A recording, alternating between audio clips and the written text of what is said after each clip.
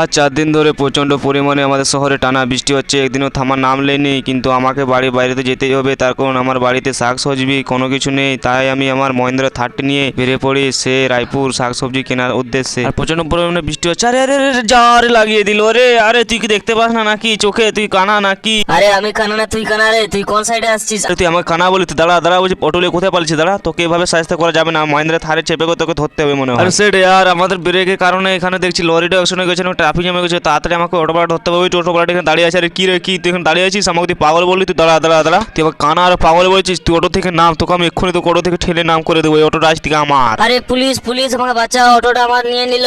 কি তোর ওটা আমি নিয়ে নিলাম নাকি? তুই দাঁড়া, কোথায় বলেছিস? দাঁড়া দাঁড়া বলছি, তুই দাঁড়া। তুই কোথায় পালাচ্ছিস? তোকে এইভাবে সাহায্য করা যাবে না। আমার রাইফেল গানটা বরং হচ্ছে বের করতে হবে। আরে তুই পাগল ছাগল রে, পাগল ছাগলের কাছে কোনো রাইফেল গান থাকে?